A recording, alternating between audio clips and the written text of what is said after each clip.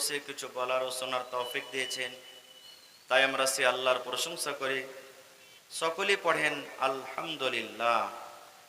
একটু জোর করে মোহাব্বতের সাথে পড়েন আলহামদুলিল্লাহ। তারপর আমাদের শেষ নবী হযরত মুহাম্মদুর রাসূলুল্লাহ সাল্লাল্লাহু আলাইহি ওয়াসাল্লামের পর অগণন দারুদ শরীফ শান্তির ধারা বর্ষিত হোক, আমিন। আল্লাহুম্মা সাল্লি আলাইহি আল্লাহুম্মা বারিক আলাইহি। বন্ধুগণ, আজকে আমি আপনাদের সামনে কুরআন মাজিদের দু জায়গা থেকে আয়াত তেলাওয়াত করেছি এবং সাথে আল্লাহর নবী মুহাম্মদ সাল্লাল্লাহু আলাইহি ওয়াসাল্লামের একটি হাদিস পড়েছি। সে আয়াত এবং হাদিসটাকে সামনে রেখে আমি বক্তব্য ইতি করব। ওমা তাওফিকি ইল্লা বিল্লাহ। আল্লাহর কাছে দোয়া করি রব্বুল আলামিন আমি যা কিছু বলবো যেন সহিহ হাদিস এবং কোরআন থেকে বলতে পারি এবং তার প্রতি আমরা ছোট বড় সকলেই যেন আমল করতে পারি, তার জন্য আল্লাহ আমাদেরকে তৌফিক দেন। পড়ুন আল্লাহুম্মা আমিন। ভাই মুসলমান, এই পৃথিবীতে আল্লাহ তাবারাক ওয়া তাআলা আমাদেরকে পাঠিয়েছেন ভালো কাজ করার জন্য। আর আমরা যত লোক এই জালসাতে এসেছি কিংবা পৃথিবীতে এসেছি, প্রত্যেক মানুষের দিলি খাহিশ, দিলি আকাঙ্ক্ষা যে আল্লাহ তুমি আমাদেরকে জান্নাত দিও। আজকে যে আমরা বাড়ি ঘর ছেড়ে এখানে বসে আছি, আমাদের উদ্দেশ্য একটাই যে কোরআন হাদিসের কথা শুনবো, তার প্রতি আমল করব, ভালো কাজ করে দুনিয়া থেকে যাব, আর তার বিনিময়ে আল্লাহর কাছ থেকে আমরা জান্নাত নেব, নাকি? একটু হানা বলেন আপনারা। জি। যারা মদ পান করে, নমাজ রোজার ধার ধারে না, তাদেরও মনে আশা যে আল্লাহ তুমি জান্নাত দিও। যারা শরীয়ত থেকে, দিন থেকে দূরে আছে, শরীয়ত বুঝে না, দিন বুঝে না, তারাও আকাঙ্ক্ষা রাখে যে আল্লাহ জান্নাত দিও। ভাই মুসলমান, আজকে আমরা এখানে এসেছি, আমি খুব একটা লম্বা সময় নিয়ে বক্তব্য রাখবো না, কারণ আমার মনে হয় আসর নামাজ থেকে নিয়ে এখন পর্যন্ত আল্লাহর রহমতে খুব যোগ্য যোগ্য উলামায়ে কেরামের মুখ থেকে আপনারা দামি দামি হাদিস ও কোরআনের কথা শুনেছেন। আজকে আপনাদের সামনে দুই পয়েন্টে কথা বলবো। একটু আপনাদের সামনে কিছু দেব, আর দ্বিতীয় পয়েন্ট আপনাদের কাছ থেকে আমি কিছু নেব। তো ভাই মুসলমান, আজকে কিছু আমলের কথা আমি বলবো। এই যে আমাদের আশা, বুক ভরা আশা নিয়ে আমরা দুনিয়াতে এসেছি বা এখানে বসে আছি জালসাতে, যে আল্লাহ জান্নাত দিও। তো ভাই আমার, আল্লাহ তাবারাক ওয়া তাআলার জান্নাত নিতে গেলে এরকমই জান্নাত আমরা চলে যেতে পারবো না, বা আল্লাহ তাবারাক ওয়া তাআলা জান্নাত দিবেন না। জান্নাত নেওয়ার জন্য কিছু আমল করতে হবে। কি আমল? নামাজ, রোজা, হজ, যাকাত, এগুলো তো করতে হবে। এই ছাড়া কিছু এমন আমল দুনিয়াতে আছে যে সমস্ত আমল করতে গেলে আল্লাহ তাবারাক ওয়া তাআলা জান্নাতে ঘর দিবেন বা জান্নাত দিবেন। এবারে আমাদেরকে জানতে হবে, এই যে আমরা জালসাতে শুনি, জুমার ঘরে খুতবাতে শুনি, ভালো কাজ করতে গেলে আল্লাহ তাবারাক ওয়া তাআলা জান্নাত দিবেন, মন্দ কাজ করতে গেলে আল্লাহ তাবারাক ওয়া তাআলা জাহান্নামে দিবেন। তো এই জান্নাত এবং জাহান্নামটা কি জিনিস প্রথমে আমাদেরকে বুঝতে হবে। আল্লাহ বাঁচিয়ে রাখে, এই বিষয় নিয়ে কোনোদিন আলোচনা করব, তবে শর্টে এক দুটা কথা আপনাদের সামনে বলবো। যে জান্নাতটা হলো আরামের জায়গা। জান্নাতটা কেমন জায়গা ভাই? একটু কথা বলে। আরামের জায়গা, যেখানে আপনাকে সর্দি লাগবে না, জ্বর হবে না, কোনো রকমেরই মুসিবত আসবে না আপনার প্রতি। ওখানে আপনি বুড়াবেন না, ওখানে পায়খানা হবে না, ওখানে কোনো রকমেরই কষ্ট হবে না, একবারে আরাম, আর মনে যেটা চাইবে সেটাই পাবেন, এরকম জায়গা। আর জাহান্নামটা হলো সব থেকে খারাপ জায়গা। আল্লাহ তাবারাক ওয়া তাআলা নিজে বলছেন ওয়া বিসাল মাসির। জাহান্নামটা হলো সব থেকে খারাপ জায়গা, যেখানে আরাম নেই, যেখানে শুধু কষ্টই কষ্ট, যে জায়গাতে জীবনে কোনোদিন আরাম পাবেন না, শুধু কষ্ট ছাড়া কিছুই নেই জাহান্নামের ভিতরে। এবারে আপনারা আর একটা কথা বলি, আল্লাহ তাবারাক ওয়া তাআলা জান্নাতে অনেক নিয়ামত রেখেছেন। যেটা আপনার ইচ্ছা সেটাই খেতে পাবেন, সেটাই পাবেন। তবে সেই নিয়ামতগুলির মধ্যে একটা নিয়ামত আল্লাহ তাবারাক ওয়া তাআলা আরো দিবেন জান্নাতের ভিতরে, সেটা হলো কি জান্নাতীদেরকে আল্লাহ ফাওতাও দিবেন। কি দিবেন? ফাও বুঝেন তো? ফাও বুঝেন? ফাও দিবে তাও। আচ্ছা আপনি বলেন তো, আপনি ধরেন যে 1 কেজি মাছ কিনছেন, এবার মাছওয়ালাকে বলছেন, মাছওয়ালাকে ভাই একটা ফাও দাও, আপনাকে সব থেকে ভালো মাছটা দিবে না ছোট ধরনের বা মরা মাছটা দিবে ফাওয়ে? বলেন তো, জোরে বলেন। হ্যাঁ, মরা কিংবা ছোটটা দিবে। আপনি বাগুন কিনে নিলেন 5 কেজি, 2 কেজি, 3 কেজি, এ ভাই একটা বাগুন গলা দাও না, তো সব থেকে বড় বাগুনটা আপনাকে দিবে না ছোট ধরনের বাগুন দিবে যেটাতে পোকা লেগে আছে? ছোট ধরনের বাগুন দিবে নাকি? এবারে আল্লাহ তাবারাক ওয়া তাআলা জান্নাতে ফাও দিবেন। সেই ফাওয়ের কথাটা আপনাকে বলি। কেমন ফাও? আল্লাহ রাসূল সাল্লাল্লাহু আলাইহি ওয়াসাল্লাম বলেছেন, একটা লোক জান্নাতের চেয়ারে কুরসিতে বসে থাকবেন, সোনার চেয়ার সোনার কুরসিতে বসে আছেন, খুব মজা করে বসে আছেন জান্নাতের ভিতরে। আর পিছন থেকে একটা জান্নাতি মেয়ে ছেলে, জান্নাতি হুর, জান্নাতি বেটি ছেলে পিছন থেকে আসবে, আসা পর আর ঘাড়ে এরকম ভাবে ইশারা করবে, পিছন থেকে ইশারা করবে জান্নাতি লোকটাকে। এবার আপনি বসে আছেন, আপনাকে যদি পিছন থেকে কেউ ইশারা করে তো পিছন দিকে আপনি দেখবেন না? দেখবেন না? দেখবেন কি দেখবেন না? দেখবেন। এবার আল্লাহ রাসূল বলেছেন, ওই মেয়ে ছেলে যখন তার পিঠে এরকম ভাবে ইশারা করবে, এরকম ভাবে পিছন দিকে দেখবে, দেখা পর তখন বলবে, মান আনতে, তুমি কে গো? তখন ও বলবে, আমি হলাম ফাও। কি বলবে? আমি হলাম ফাও। এবার ফাওটার সিফাত, ফাওটার রূপ, ফাওটার গুণ কেমন হবে জানেন? সুবহানাল্লাহ। আল্লাহ রাসূল বলেছেন, এরে আমার উম্মত, আল্লাহ তাবারাক ওয়া তাআলা জান্নাতের ভিতরে একজন আল্লাহ তাবারাক ওয়া তাআলা ফাও দান করবেন। সেই ফাওটা কেমন হবে? দয়ার নবী বলেছেন, উম্মত, এই পৃথিবীতে সূর্য তোমরা দেখো, যে সূর্যতে গোটা পৃথিবীকে আলো করে, এখন রাত হয়ে আছে, কিন্তু সকাল বেলাতে যখন সূর্য উঠবে, সূর্য উঠার কারণে সমস্ত অন্ধকার খতম হয়ে যাবে, শেষ হয়ে যাবে, দুনিয়াতে আলো হয়ে যাবে। দয়ার রাসূল বলেছেন, উম্মত, ওই জান্নাতি ফাও মেয়ে ছেলে যদি দুনিয়াতে একটু নজর করে দেয়, দুনিয়াতে যদি একটু তাকিয়ে যায়, আল্লাহর নবী বলেছেন, উম্মত, আল্লাহ তাবারাক ওয়া তাআলা তাকে এত রূপ দান করেছেন, এত সৌন্দর্য দিয়েছেন, তার রূপের কারণে, সৌন্দর্যের কারণে এই যে সূর্যের আলো দেখছেন, সূর্যের রশ্মি দেখছেন, দয়ার রাসূল বলেছেন, উম্মত, এই সূর্যের আলো তার কাছে ফিকা হয়ে যাবে।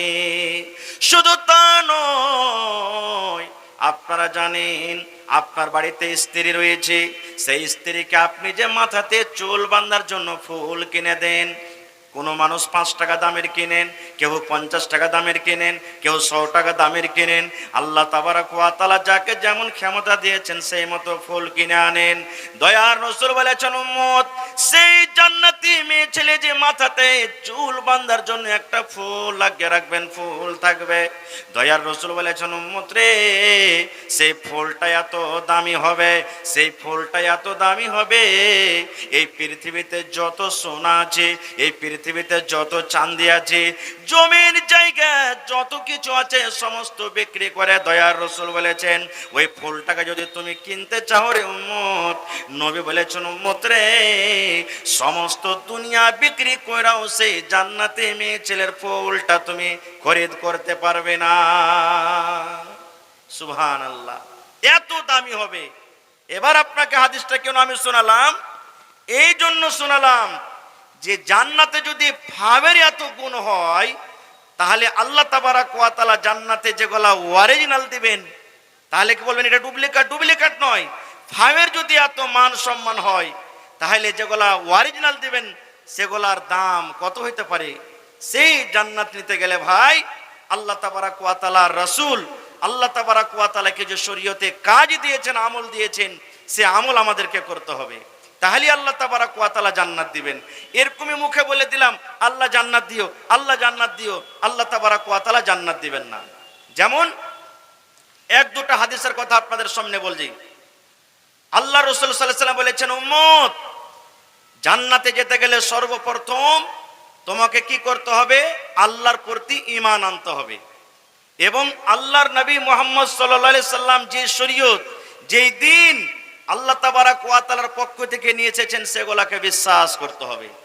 এবার আমি আপনাদেরকে প্রশ্ন করি, আল্লাহ তাবারাক ওয়া তাআলা হলেন এক, আমাদের বিশ্বাস আছে না নেই? জোরে বলেন, বিশ্বাস আছে না নেই? আছেন।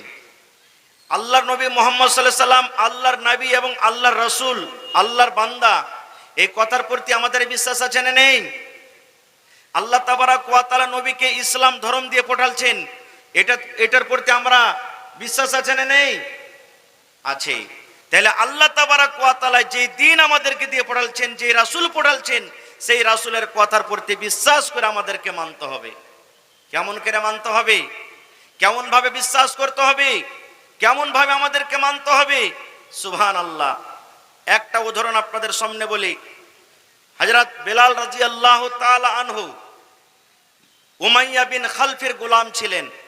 যখন জানতে পারলেন যে মক্কাতে একজন নবী যার নাম হলো মুহাম্মদ, সেই নাকি নবী, আল্লাহ তাবারাক ওয়া তাআলা তার পক্ষে, আল্লাহ তাবারাক ওয়া তাআলার পক্ষ থেকে তার প্রতি ওহী হয়, কোরআন নাজিল হয়, তো হযরত বেলাল রাদিয়াল্লাহু তাআলা আনহু তার মালিককে না জানিয়ে মুসলমান হয়ে গেলেন। এবার মুসলমান যখন হয়ে গেলেন, কিছুদিন পর জানতে পারলেন কে? হযরত বেলাল রাদিয়াল্লাহু তাআলা আনহুর যে মালিক উমাইয়া বিন খালফ জানতে পারলেন যে আমার গোলাম সে মুসলমান হয়ে গেছে, মুহাম্মদ বলে একটা ছেলে সে নাকি নবী, তার ধর্ম কবুল করেছে। এবার তার মালিক তাকে ডাকতে বলছেন, বেলাল তুমি নাকি আমাদের বাপ দাদার ধর্মকে ত্যাগ করে দিয়েছো, তুমি নাকি আমাদের বাপ দাদার ধর্মকে ছেড়ে দিয়েছো। এই বেলাল তুমি নাকি বেদিন হয়েছো, তুমি ইসলাম ধর্ম ছেড়ে দাও, মুহাম্মদের ধর্মকে তুমি ছেড়ে দাও, আর যে ধর্মে তুমি ছিলে সেই ধর্মে তুমি ফেরত চলে এসো। বেলাল রাদিয়াল্লাহু তাআলা আনহু বলছেন যে না, আমি যে ধর্ম কবুল করেছি সেটা হলো সত্য ধর্ম, এই ধর্ম আমি ছাড়তে পারবো না। মুহাম্মদ লোকটা খুবই ভালো, আমি আল্লাহ রসুল বলে তাকে বিশ্বাস করেছি, তার প্রতি ঈমান এনেছি, আমি তাকে ছাড়তে পারবো না। খুব সুবহানাল্লাহ। যেমনই কথাটা বলা, তাকে কষ্ট দিতে শুরু করলো। কেমন কষ্ট? আল্লাহুস সামাদ, হাতে পায়ে দড়ি বেঁধে গ্রামে গ্রামে ছেলে মেয়ের হাত দিয়ে, ছোট ছোট বাচ্চার হাত দিয়ে টানা হয়। শুধু তা নয়, এই যে দেখবেন রোদের সময় 12-1টার সময়তে যে রোদ হয়, আরবের মাটি দেখবেন খুবই গরম হয়ে যায়, তেতে যায়, এরকম গরম মাটিতে খালি গায়ে শুইয়ে দেওয়া হয়, আর ওপর থেকে গরম পাথর বুকের উপরে চাপিয়ে দেওয়া হয়। সন্ধ্যেবেলাতে বলছেন, বেলাল তুমি এখনো মুহাম্মদের ধর্মকে তুমি ছেড়ে দাও, মুহাম্মদের দিনকে তুমি ছেড়ে দাও। এই বেলাল তোমাকে এখনো আজাদ করে দেওয়া হবে, তোমাকে এই শাস্তি থেকে বাড়ি করা হবে, তুমি ছেড়ে দাও। কিন্তু বেলাল রাদিয়াল্লাহু তাআলা আনহু কি বলেছিলেন জানেন? সুবহানাল্লাহ। কবি বলছেন, চাহে দম নিকল যায় এহ বেলাল कहते थे, चाहे दम निकल जाए यह बिलाल कहते थे, मेरे मुँह से निकलेगा ला इलाहा इल्लल्लाह, चाहे दम निकल जाए यह बिलाल कहते थे, मेरे मुँह से निकलेगा ला इलाहा इल्लल्लाह, मेरे मुँह से निकलेगा ला इलाहा इल्लल्लाह। বেলাল রাদিয়াল্লাহু তাআলা আনহু বলছেন, এই মালিক আমাকে মারতে মারতে যদি আপনি আমার জীবনটাকে শেষ করে দেন, আমি দুনিয়া থেকে বিদায় হয়ে যাব, আমি দুনিয়া থেকে চলে যাব, কিন্তু যতক্ষণ পর্যন্ত আমার শ্বাস চলবে দুনিয়াতে আমি বেঁচে থাকব, আমার মুখ থেকে একটাই কথা বের হবে, আল্লাহ এক, আল্লাহ এক, আল্লাহ এক, এবং নবী মুহাম্মদ সাল্লাল্লাহু আলাইহি সাল্লাম হলেন আল্লাহর রাসূল। বন্ধুরে আমার, তাই দয়ার রাসূল বলেছেন, উম্মতরে এরকম এরকম ভাবে যে আল্লাহ তাবারাক ওয়া তাআলার প্রতি যে বিশ্বাস করবেন এবং নবী মুহাম্মদ সাল্লাল্লাহু আলাইহি ওয়াসাল্লামের প্রতি ঈমান আনবেন, আল্লাহ তাবারাক ওয়া তাআলা তার জন্য জান্নাত রেডি করে রেখেছেন। ওই লোকটা কিয়ামতের দিন আল্লাহ তাবারাক ওয়া তাআলার জান্নাতে যাবে। এক নম্বর আমল হয়ে গেল।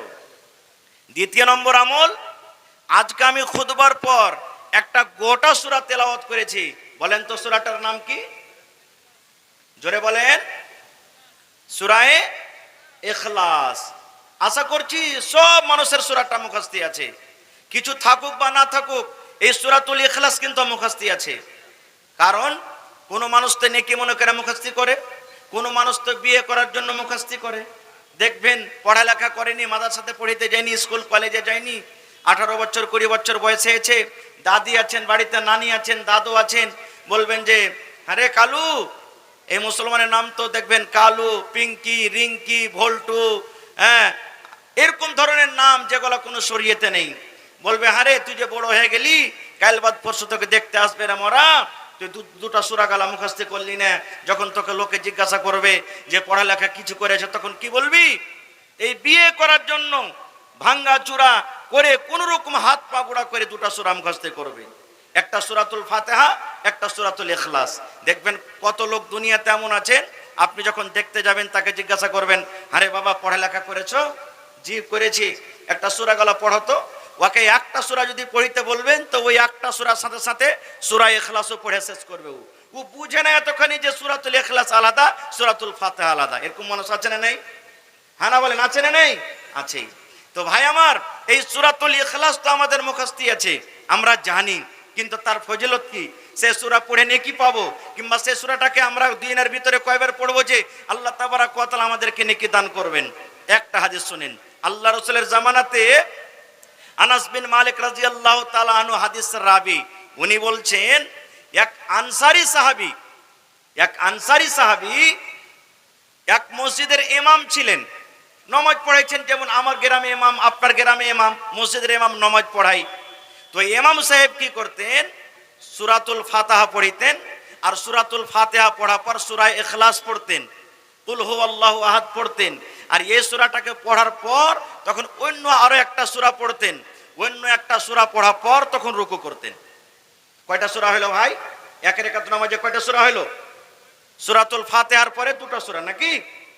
সূরাতুল ফাতিহা পড়তেন, তারপরে বিসমিল্লাহ বলে কুল হুয়াল্লাহু আহাদ সূরাটা পড়তেন, আর তারপরে তখন অন্য আরেকটা সূরা পড়ে তখন রুকু করতেন। একদিন দুদিন হলো মসজিদের যারা মুক্তাদি আছেন, মুসাল্লিগণ, তখন একদিন ইমাম সাহেবকে বলছেন, এই ইমাম সাহেব, আপনি যে নামাজের ভিতরে জামাতে আমাদেরকে নামাজ পড়াচ্ছেন, সর্বপ্রথম সূরাতুল ফাতিহা পড়ছেন, আর তারপরে আপনি সূরা ইখলাস পড়ছেন, আর ইখলাস পড়ার পর অন্য আরো একটা সূরা পড়ার পর আপনি রুকু করছেন, তো কি সূরাতুল ইখলাস আমাদের নামাজের জন্য যথেষ্ট নয়?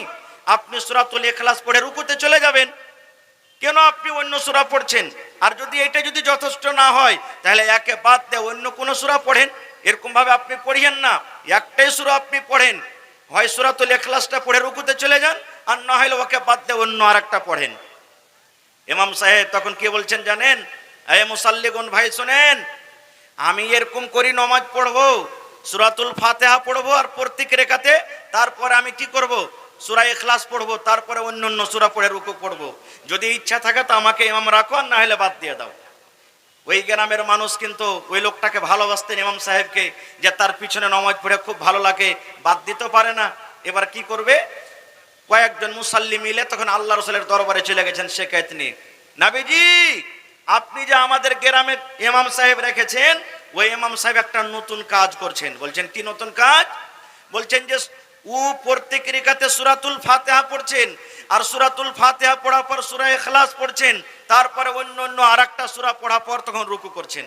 আমরা ওকে বললাম তো, বলছে যে না এরকম ভাবে আমি নামাজ পড়াবো। এবার রাসূল বললেন যে এক কাজ করো, তোমাদের ইমাম সাহেবকে ডেকে নিয়ে এসো। ইমাম সাহেবকে ডাকা হলো। নবীজি বললেন, আরে বাবা, তোমাদের যে মসজিদের ইমাম তুমি আছো আর মুসাল্লিগণ যারা আছেন তারা কিন্তু তোমার শিকায়েত নিয়ে এসেছে। এই বাবা ইমাম সাহেব, তুমি এই ধরনের নামাজটা কেন পড়ো? কারণটা কি বাবা বলো তো? কি কারণে তুমি পড়ো? প্রত্যেক রাকাতে সূরা ইখলাস কেন পড়ো? সুবহানাল্লাহ। এবার সেই ইমাম সাহেবকে বলছেন জানেন, আল্লাহ রসুল গো, আমি আমাদের গ্রামে নমাজ পড়াই গো দয়ার নবী, আমি প্রত্যেক রেখাতে সূরা তুল ফাতিহা পড়ি, তারপরে সূরা ইখলাস পড়ি গো নবীজি। এবার সেই সাহাবী বলেন, ইন্নী উহিব্বুহা, নবী গো, আমাকে সূরাতুল ইখলাসটা পড়িতে খুব মজা লাগে গো নবীজি, আমাকে সূরাতুল ইখলাসটা খুব পড়িতে ভালো লাগে। এই সূরাকে আমি ভালোবাসি, এই সূরাটার সাথে আমি মহব্বত করি নবী গো, এই সূরাটাকে আমি খুব ভালোবাসি, এই জন্য আমি তাকে না পড়ে থাকতে পারি না। আমি মহব্বতের কারণে, ভালোবাসার কারণে আমি সূরাটাকে পড়ি। কেননা এই সূরাতে আল্লাহর তারিফ বয়ান করা হয়েছে, আল্লাহর সিফাত বয়ান করা হয়েছে। এই জন্য নবী গো, আমি এই সূরাটাকে প্রত্যেক রেখাতে রেখাতে পড়ি।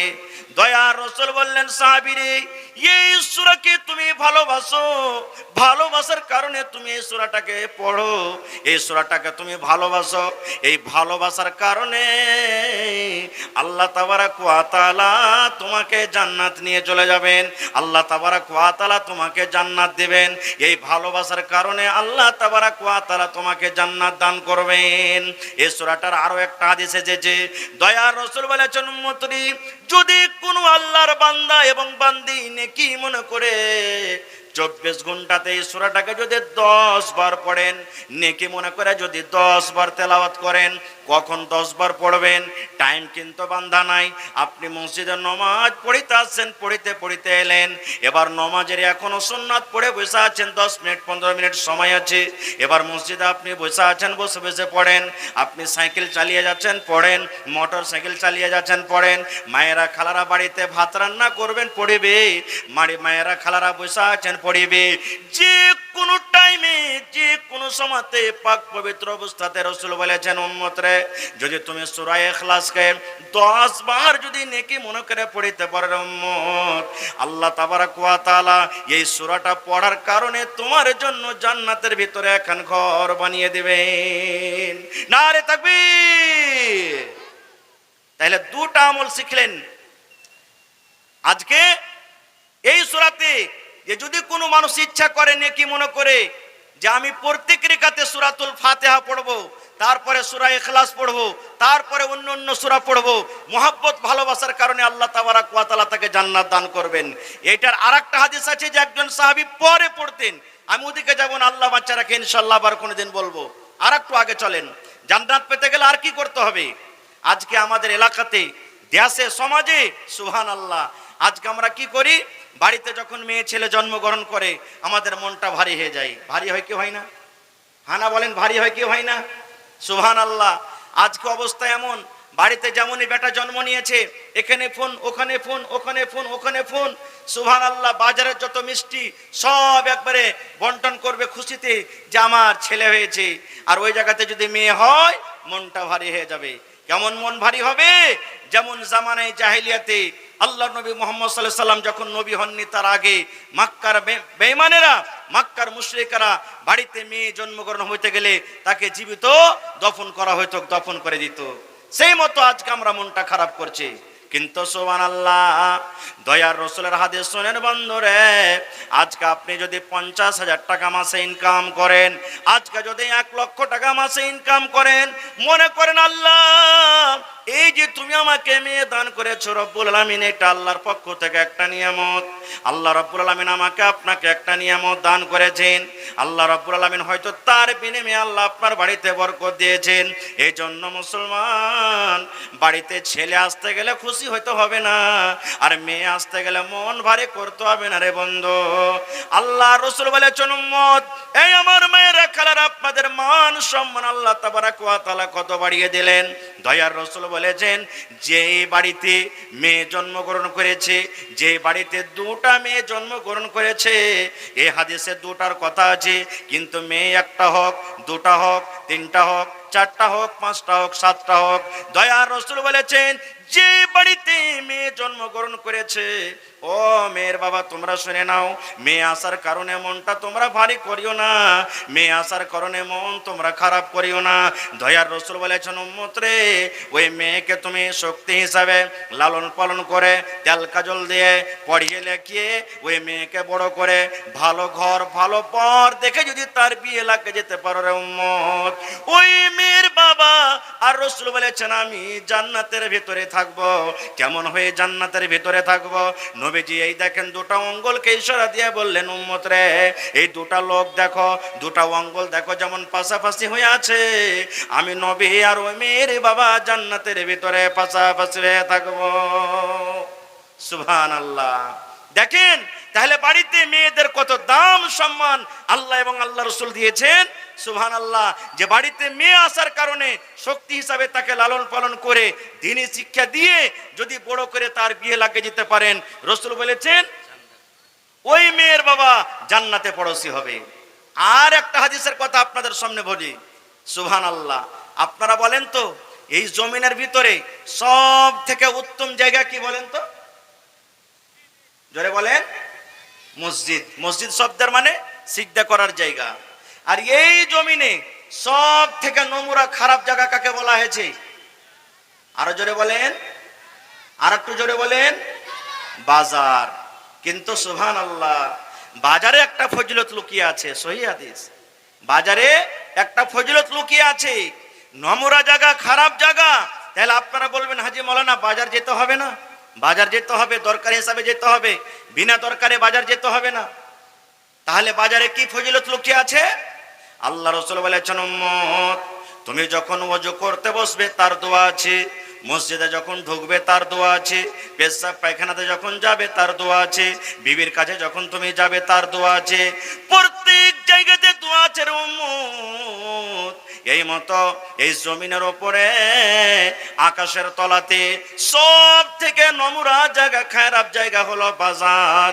কিন্তু দয়ার রাসূল বলেছেন, উম্মত রে, যখন তুমি বাজারে যাবে, নাস্তা খেতে বাজারে যাবে, চা খেতে বাজারে যাবে, বাড়িতে মেহমান এসেছে মিষ্টি কেনার জন্য তুমি যখন বাজারে যাবে রে উম্মত, তুমি দোকানদারি করো, তুমি বাজারে যাচ্ছ, দয়ার রাসূল বলেছেন, উম্মত সেই বাজারে ঢোকার টাইমে, বাজারে যাওয়ার টাইমে একটা দোয়া আছে, নবীজি বলেছেন, উম্মত সেই দোয়াটা যদি তুমি পড়ে বাজারে ঢুকো, তাহলে সেই দোয়াটার চারখানা ফজিলত বয়ান করা হয়েছে। এক নম্বরে নবী বলেছেন, উম্মত যখনই তুমি বাজার ঢুকলে, ঢোকার সময় যদি তুমি দোয়াটা পড়ে নাও, তোমার জীবনের যে ছোট ছোট সাগিরা গুনাহ রয়েছে রে উম্মত, কত গুনাহ, 10 লক্ষ গুনাহ আল্লাহ তাবারক ওয়া তাআলা সেই দোয়াটা পড়ার কারণে আল্লাহ মাফ করে দিবেন। এবং তোমার জীবনে আল্লাহ তাবারক ওয়া তাআলা তোমার নেকির রেজিস্টারে খাতাতে 10 লক্ষ আল্লাহ তাবারক ওয়া তাআলা নেকি দান করবেন। এবং আল্লাহ তাবারক ওয়া তাআলা 10 লক্ষ দরজাকে মারতাবাকে আল্লাহ উঁচা করে দিবেন। এবং ওয়াফি রাওয়ায়াতিন, অন্য রাওয়ায়াতে এই দোয়াটার একটা ফজিলত বয়ান করা হয়েছে, উম্মত এই বাজারে ঢোকার টাইমে যদি তুমি দোয়া পড়ো, আল্লাহ তাবারক ওয়া তাআলা এই দোয়াটা পড়ার কারণে জান্নাতের ভিতরে এখন ঘর বানিয়ে দিবেন। চারখানা ফজিলত। এক নম্বর 10 লক্ষ গুনাহ রেজিস্টারে লেখা হবে। 2 নম্বর আল্লাহ রাসূল বলেছেন জীবনের ছোট ছোট সাগিরা গুনাহ 10 লক্ষ গুনাহ মাফ হবে। 3 নম্বর 10 লক্ষ দরজা মারতাবাকে আল্লাহ আপনার বুলন্দ করে দিবেন, উঁচা করে দিবেন। 4 নম্বর জান্নাতের ভিতরে একটা ঘর আল্লাহ বানিয়ে দিবেন। তাহলে বলেন এই দোয়াটা পড়া দরকার আছে না নেই? এই ফজিলত আমরা নিতে চাই না? বলবেন মাওলানা কি দোয়া? দোয়াটা একবারে ছোট্ট। দয়ার রাসূল বলেছেন, উম্মত যখন তুমি বাজারে ঢুকবে তখন এই দোয়া পড়বে, লা ইলাহা ইল্লাল্লাহু ওয়াহদাহু লা শারীকা লা, লাহুল মুলকু ওয়া লাহুল হামদ ওয়া হুয়া হাইয়ুন লা ইয়ামুতু বিয়াদিহিল খায়র ওয়া হুয়া আলা কুল্লি শাইইন কাদির। এটা হলো বাজারে ঢোকার দোয়া, এটা বাজারে দাখিল হওয়ার দোয়া। লা ইলাহা ইল্লাল্লাহু ওয়াহদাহু লা শারীকা লা, লাহুল মুলকু ওয়া লাহুল হামদ ওয়া হুয়া হাইয়ুন লা ইয়ামুতু বিয়াদিহিল খায়র ওয়া হুয়া আলা কুল্লি শাইইন কাদির। এটা একটা আমল হয়ে গেল। আর দুনিয়াতে কোন এমন আমল আছে সে আমলটা করার জন্য আল্লাহ তাবারক ওয়া তাআলা জান্নাতে ঘর বানাবেন? আল্লাহ রাসূল সাল্লাল্লাহু আলাইহি ওয়াসাল্লাম আজ নয় 1400-1450 বছর আগে এলান করে দিয়েছেন, উম্মত রে, মান বানা লিল্লাহি মসজিদান বানাল্লাহু লাহু বাইতান ফিল জান্নাহ। এই ভাই মুসলমান, আজকে আমি বড় বড় করে বাড়ি করব, কিন্তু বাড়ির ফজিলত বয়ান করা হয়নি। বাড়ি করতে হবে, ঘর করতে হবে, এতে গুনার কথা নয়, কিন্তু বাড়ি করে এরকম ধরনের ফজিলত বয়ান করা হয়েছে তা নয় রে বন্ধু। আমি বড় বড় মার্কেটে দোকান করে দেব, দোকান বানাইতে হবে, দোকান করেন মানা নাই, কিন্তু দোকানের ফজিলত বয়ান করা হয়নি। দয়ার রাসূল বলেছেন, উম্মত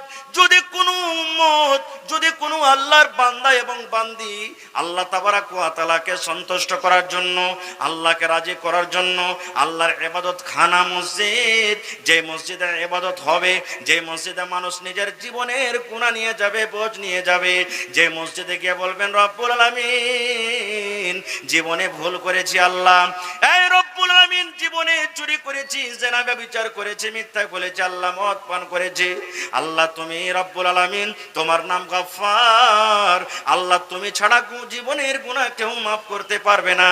এই মসজিদে এরকম ভাবে যারা প্রার্থনা করবে, আল্লাহকে ডাকবে, দয়ার রাসূল বলেছেন, উম্মত রে, যদি কোনো আল্লাহর বান্দা এবং বান্দি আল্লাহকে সন্তুষ্ট করার জন্য আল্লাহর মসজিদ এখন বানিয়ে দেয়, আল্লাহ তাবারক ওয়া তাআলা তার জন্য জান্নাতের ভিতরে এখানটা ঘর বানিয়ে দেবে। এই কথার উপরে বিশ্বাস আছে না নেই? দয়ার রাসূলের কথার প্রতি বিশ্বাস আছে না নেই?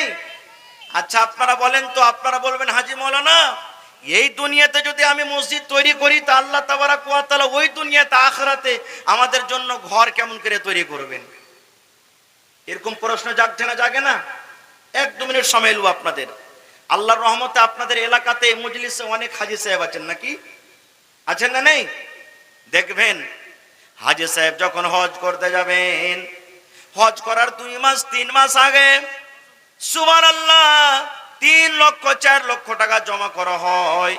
হাজী সাহেব কোন প্লেনে যাবেন, কত সেট নম্বরে যাবেন, মক্কাতে যাওয়ার পর কত নম্বর রুমে থাকবেন, এখান থেকে কিন্তু বুক হয়ে যায়, হয় কি হয় না?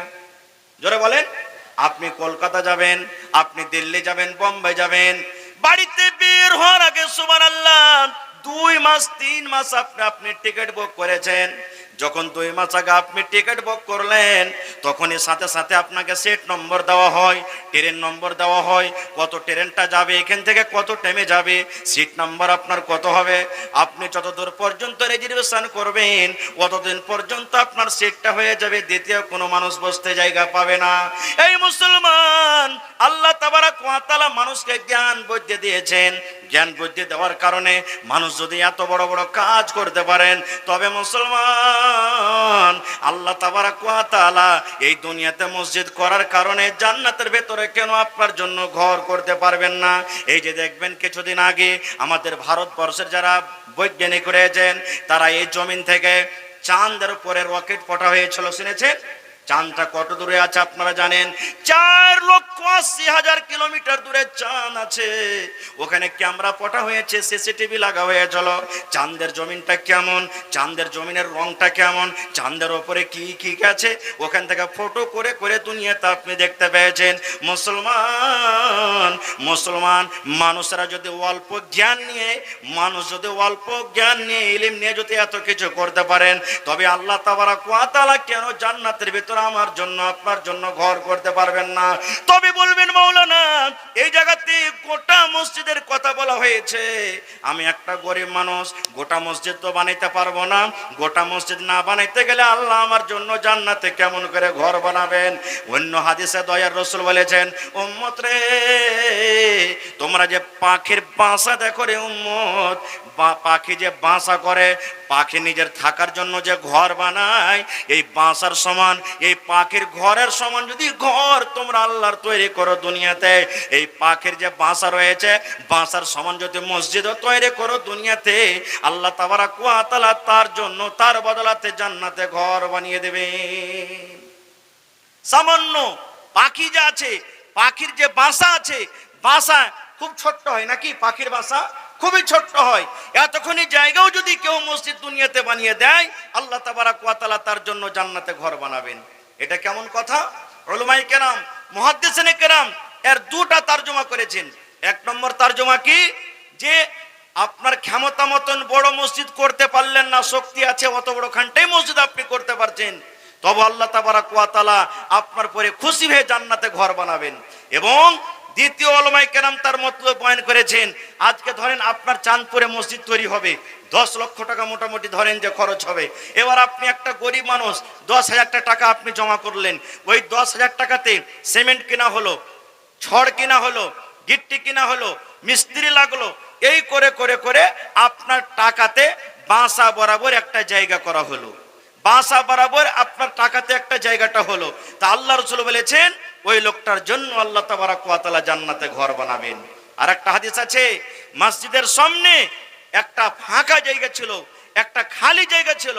নবীজি একদিন সাহাবায়ে কেরামকে বলছেন, যেমন আজকে আপনারা জালসা শুনতে এসেছেন, মসজিদের জন্য কিছু ওয়াজ শুনবো আর দান করব। নবীজি একদিন সাহাবায়ে কেরামকে বলছেন, রে আমার সাহাবীর দলেরা, এই যে আল্লাহর ঘর তোমরা দেখতে পাও, আল্লাহর মসজিদ তোমরা দেখতে পাও, এই মসজিদের পাশে, মসজিদের সামনে একটা ফাঁকা জায়গা রয়েছে রে উম্মত। এই আমার সাহাবীরা শুনে নাও, এই মসজিদের সামনে একটা ফাঁকা জায়গা রয়েছে। আমি দয়ার নবী তোমাদেরকে বলি, যদি তোমাদের মধ্যে কোনো এমন আল্লাহওয়ালা এই মসজিদের সামনে যে ফাঁকা জায়গাটা রয়েছে, এই মসজিদের জমিনটা কিনে যদি তোমরা মসজিদে লাগিয়ে দিতে পারো, এই ফাঁকা জায়গাটা খরিদ করে তোমরা যদি কেউ মসজিদে লাগিয়ে দিতে পারো, দয়ার রাসূল বলেছেন উম্মত, এই ফাঁকা জায়গাটা মসজিদে খরিদ করে লাগার কারণে আল্লাহ তাবারাক ওয়া তাআলা তার জন্য জান্নাতে ঘর বানিয়ে দিবেন। যেমন এই কথাটা বলা, হযরত উসমান গনি রাদিয়াল্লাহু তাআলা আনহু দাঁড় হয়ে গেলেন, ইয়া রাসূলুল্লাহ, আমি উসমান, নবী গো যত টাকা লাগবে, যত পয়সা লাগবে, আজকে আমি উসমান এই জমিনটা খরিদ করে আমি মসজিদে লাগিয়ে দিলাম। আর একটা হাদিস বলি, আপনারা বলবেন হাজী মাওলানা, এই যে হাদিসে এরকম কি কোনো কথা আছে যে লোকের কাছে চাঁদা চাইতে হবে, দান নিতে হবে? জি আছে। যেমন একটা হাদিস আপনাদের সামনে বলি, নবীজি একদিন সাহাবায়ে কেরামকে ওয়াজ করলেন, ও আমার সাহাবীরা তোমরা দান করো। নবীজি নিজে বললেন, ও আমার সাহাবীরা তোমরা দান করো। সাহাবায়ে কেরাম চলে গেলেন আপন আপন বাড়িতে দান আনার জন্য। সব সাহাবীর কথা বলবো না। আব্দুর রহমান বিন আওফ চলে গেলেন, সুবহানাল্লাহ, 1000 কেজি খাজুর লেসা দান করে দিলেন। হযরত উসমান গনি রাদিয়াল্লাহু তাআলা আনহু চলে গেলেন, উট, ঘোড়া, সোনার চাঁদি, টাকা যা ছিল দান করে দিলেন। এবার দুজন সাহাবীর কথা শুনেন, একজন হযরত উমর রাদিয়াল্লাহু তাআলা আনহু আর একজন হযরত আবু বকর রাদিয়াল্লাহু তাআলা আনহু। উমর ফারুক মনে মনে বলছেন, আল্লাহ, আজকে নবীজি দান করতে বলেছেন, আবু বকরকে কোনোদিন দান করে জিততে পারেনি, আজকে আমি উমর, আল্লাহ আমাকে এত মাল দিয়েছেন যে আজকে আবু বকরকে দান করে জিতবই আমি। পাল্লা পাল্লে শুরু করে দিলেন, আজকে আবু বকরকে দান করে জিতবো। এবার উমর ফারুক বাড়ি চলে গেলেন, কপি কলম নিয়ে বসলেন। বসার পর বাড়িতে যত মাল ছিল 2 ভাগে ভাগ করলেন। ধরেন 10টা উট ছিল, 5টা বাড়িতে রাখলেন, 5টা আল্লাহর রাসূলের সামনে হাজির করে দিলেন। 2টা বাগান ছিল, একটা বাগান বাড়িতে রাখলেন, একটা দান করে দিলেন।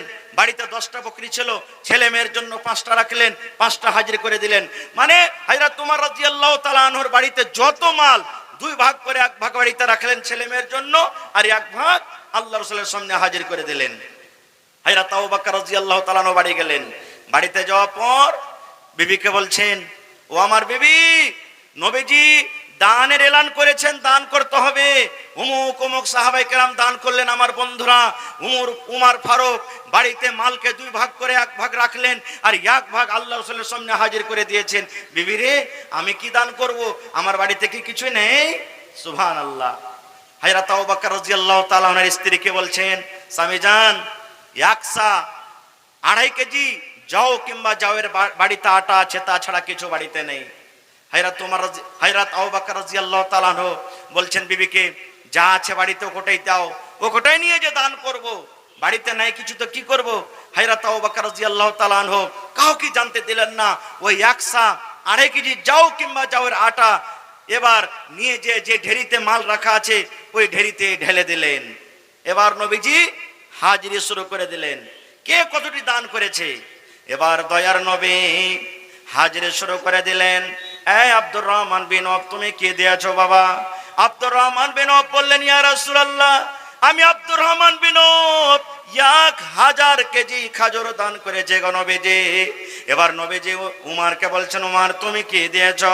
হযরত উমর রাদিয়াল্লাহু তাআলা আনহু বললেন, ইয়া রাসূলুল্লাহ, আমি উমার আমার মালকে 2 ভাগ করেছি গো নবীজি। 2 ভাগ করে 1 ভাগ আমার ছেলে মেয়ের জন্য বাড়িতে রেখেছি, আর 1 ভাগ মাল আপনার সামনে হাজির করে দিয়েছে গো নবীজি। এবারে করতে করতে নবীজি আবু বকরকে বলেন, আবু বকর তুমি কি দান করেছো বাবা? এবারে আবু বকর রাদিয়াল্লাহু তাআলা আনহু দেখেন দয়ার নবীর সামনে কেমন উত্তর দিলেন। হযরত আবু বকর বললেন, ইয়া রাসূলুল্লাহ, আমি আবু বকর আপনার বন্ধু, আপনার দোস্ত কি দান করেছি নবী গো, এটা জিজ্ঞাসা না করে আমার ছেলে মেয়ের জন্য বাড়িতে আমি কি রেখেছি আর আপনার সামনে আমি কি দান করেছি এটা জিজ্ঞাসা করেন। এইবারে নবীজি বলেন, আবু বকর তোমার ছেলে মেয়ের জন্য বাড়িতে কি রেখেছো আর আল্লাহর রাহে তুমি কি দান করেছো বাবা বলো তো। এইবার হযরত আবু বকর রাদিয়াল্লাহু তাআলা আনহু বললেন, ইয়া রাসূলুল্লাহ, আমি আবু বকর আপনার বন্ধু, আপনার দোস্ত নবী গো, আল্লাহ এবং আল্লাহ রাসূলকে আমার বাড়িতে রেখে আমার ছেলে মেয়ের জন্য আল্লাহ এবং আল্লাহ রাসূলকে বাড়িতে রেখে আমার বাড়িতে যা ছিল নবী গো সব কোটা আমি দান করে দিয়েছি। সুবহানাল্লাহ। বলছেন নবীজি আল্লাহ এবং আল্লাহ রাসূলকে বাড়িতে রেখে যা ছিল সব আমি আল্লাহর রাহে দান করে দিয়েছি। তাহলে হাদিসে থেকে আমরা বুঝতে পারলাম কি যে আল্লাহ রাসূলের জামানাতে নবীজি দান চেয়েছেন সাহাবায়ে কেরামের কাছে। এবার মা খালারা বলবেন, এটা তো পুরুষের জন্য দান হলো, রাসূল তা আমাদের জন্য বলেননি? জি, মহিলাদের ব্যাপারও আছে হাদিস। কি? এটাও সহিহ হাদিস। আল্লাহ রাসূল সাল্লাল্লাহু আলাইহি ওয়াসাল্লাম ঈদ কিংবা বকরা ঈদের নামাজ পড়িতে গেছেন। এবার ঈদ নামাজের পড়িতে গিয়ে, বকরা ঈদের নামাজ পড়িতে গিয়ে এবার পুরুষের কাতার, পুরুষের লাইন আগা দিকে বসে আছেন, মহিলারা পিছন দিকে। এবার নবীজি ওয়াজ শুরু করলেন। নবীর জামানাতে মাইক্রোফোন ছিল না, আজকে মাইকে কথা বলছি, অনেক দূর পর্যন্ত আওয়াজ যাচ্ছে। নবীর যুগে মাইক নেই। নবীজি বেলালকে বলছেন, বেলাল উঠো। এবার কাতার চিরে চিরে চিরে নবীজি মহিলার দলে চলে গেলেন কাতারে। এবার নবীজি, এ আমার মায়েরা খালারা, আপনারা কি কি বলেছেন শুনেন। ইয়া মাশারান নিসাই তাসাদ্দাকনা ফাইন্নী উরিতুকুন্না আকসারা আহলিন নার। দয়ার নবী মহিলারাকে ওয়াজ করলেন, ও মহিলার দল, আল্লাহ তাবারক ওয়া তাআলা আমাকে মেরাজের রাতে দেখালছেন। আমি মেরাজের রাতে জাহান্নাম ঘুরে ঘুরে দেখলাম, আমি জাহান্নামে নজর করলাম। ওরে সুবহানাল্লাহ। দয়ার রাসূল বলেন, মহিলা আমি তোমাদেরকে জাহান্নামের আগুনে বেশি বেশি করে জ্বলতে দেখলাম। আমি যেদিকে দেখছি শুধু মহিলা, যেদিকে আমি নজর করি শুধু মহিলা। মহিলার দল জাহান্নামের ভিতরে হাউ মাউ করে চিৎকার করছে, আল্লাহ বাঁচাও, আল্লাহ বাঁচাও, মা মরে গেলাম। এই করে করে মহিলার দলে দেখ আমি জাহান্নামের আগুনে দেখলাম। নবীজি বললেন, মহিলা তোমরা দান করো, তোমরা সাদকা করো, খায়রাত করো। দান করতে গেলে আল্লাহ তাবারক ওয়া তাআলা হয়তো তোমাদেরকে আগুন থেকে আল্লাহ রিহাই করবেন। যেমন কথাটা বলা, ওয়াবে মা ইয়া রাসূলুল্লাহ, মহিলাদের মধ্যে প্রশ্ন করে দিলেন, আল্লাহ নবী গো আপনি বললেন মহিলা তোমরা দান করো, সাদকা করো, খায়রাত করো, কারণ তোমাদেরকে জাহান্নামের আগুনে পড়তে দেখলাম। দয়ার নবী গো, নারীরা কোন এমন পাপ করে, মহিলারা কোন এমন গুনাহ করে, মহিলাদের দ্বারাতে কোন এমন ভুল হয়ে যায় যে গুনাহটার কারণে আল্লাহ তাবারক ওয়া তাআলা মহিলাদেরকে জাহান্নামের আগুনে আপনি দেখেছেন। এবার রাসূল বললেন, ও মহিলার দলেরা শোনো, এই হাদিসে দুটা কথা বলা হয়েছে। মাত্র মহিলাদের দ্বারাতে, মা খালাদের দ্বারাতে দুটো করে বেশি বেশি গুনাহ হয়ে যায়, পাপ হয়ে যায়। একটা হলো তুকসিরুনাল্লাহ আনা, 2 নম্বর রাসূল বলেছেন ওয়া তাকফুনাল আশির। ও মহিলার দল, এই দুটা গুনার কারণে আমি তোমাদেরকে জাহান্নামের আগুনে দেখলাম। এই দুটা কথা কি জিনিস? আল্লাহ বাচ্চারাকে অন্য কোন জালসাতে বলবো, কোন মাহফিলে। এবার রাসূল বললেন দান করো। আজকে জালসা শুনতে আমার মায়েরা খালারা এসেছেন দান করবে বলে, কিন্তু নামাজ পড়িতে যায় কে কয়টা টাকা নিয়ে যায়? তবে বেলাল রাদিয়াল্লাহু তাআলা আনহু বলেন, আমি রুমাল বিছিয়ে দিলাম, আমি তলিয়া বিছিয়ে দিলাম। ওরে সুবহানাল্লাহ। ওই ঈদগাহের ময়দানে নবী বললেন মহিলারাকে দান করো। যার কাছে টাকা আছে টাকা দিয়ে দিলেন, যার কাছে টাকা নাই কি দিব কি দিব। কেউ নাকের নাকমণি খুলে দিয়ে দিলেন, কেউ কান থেকে কানের দুল খুলে দিয়ে দিলেন, কে হাত থেকে আংটি, কে গলার হার, কেউ পার পায়াল, যার কাছে যা গয়নাগাটি ছিল খুলে খুলে সব আল্লাহর নবীর সামনে সামনে দান করে দিলেন। নারে তাকবীর। হয়নি, হবে না, হতে পারে না আমার নবীর সাথে কারো তুলনা। হায়রে তুলনা তো দূরের কথা, ছায়াও মিলে না। হয়নি, হবে না, হতে পারে না আমার নবীর সাথে কারো তুলনা। হয়নি, হবে না, হতে পারে না আমার নবীর সাথে কারো তুলনা। সকল নবী রাসূল ছিলেন খোদার দিওয়ানা, দো নয়নে দেখব খোদা ছিল তামান্না। আরে মোর নবীকে ডেকে নিলেন, আরে মোর নবীকে ডেকে নিলেন, দেখবে রব্বানা। হয়নি, হবে না, হতে পারে না আমার নবীর সাথে কারো তুলনা। হয়নি, হবে না, হতে পারে না আমার নবীর সাথে কারো তুলনা। ইউসুফকে দেখে যারা আঙ্গুল কেটেছে, তারা কি আমার নবীর রূপ দেখেছে? ইউসুফকে দেখে যারা আঙ্গুল কেটেছে, তারা কি আমার নবীর রূপ দেখেছে? আরে দেখতো যদি কেটে দিত, আরে দেখতো যদি কেটে দিত কলিজাখানা। হয়নি, হবে না, হতে পারে না আমার নবীর সাথে কারো তুলনা। হয়নি, হবে না, হতে পারে না আমার নবীর সাথে কারো তুলনা। যার শানে আল্লাহ তাআলা করলেন ঘোষণা, খোলকে আজিম আমার শাহে মদিনা। যার শানে আল্লাহ তাআলা করলেন ঘোষণা, খোলকে আজিম আমার শাহে মদিনা। মুসলমানি নবী ছাড়া কিছুই মানে না, মুমিনি কোরআন ছাড়া কিছুই বুঝে না। হয়নি, হবে না, হতে পারে না আমার নবীর সাথে কারো তুলনা। হয়নি, হবে না, হতে পারে না আমার নবীর সাথে কারো তুলনা। নারে তাকবীর। তবে ভাই, আল্লাহ বাচ্চারাকে ইনশাআল্লাহ এই বিষয় নিয়ে কোনো আলোচনা করব। তবে আজকে 1 টাকা দিবেন, আপনার কাছ থেকে 1 টাকা আমি নেব। তবে দেখি আজকে আল্লাহর ঘরের জন্য জালসা, যে আল্লাহর ঘরে মানুষ ইবাদত করবে, সেই ঘরকে বানাবো বলে নেকি মনে করে দেখি কোনো এমন আল্লাহর একটা বান্দা আছেন এলাকার মধ্যে কিংবা গ্রামের মধ্যে 1 কাঠা কিংবা 2 কাঠা জমিন দান করতে পারবেন মসজিদে। এই বছরে কয়েক জায়গাতে জমিন পাওয়া গেছে, সুবহানাল্লাহ। আপনার যদি মসজিদের আশেপাশে জমিন থাকে মিলিয়ে দিবেন, না আছে মাঠে কোনো জায়গাতে আছে বিক্রি করে যা টাকা হবে দিয়ে দিবেন। এই কয়েকদিন আগে একটা মসজিদের জালসা করলাম আমাদের পূর্ণিয়াতে। একজন লোক এসে বলছেন, হাজী সাহেব, মাওলানা 10 কাঠা আমি জমিন মসজিদে দান করি।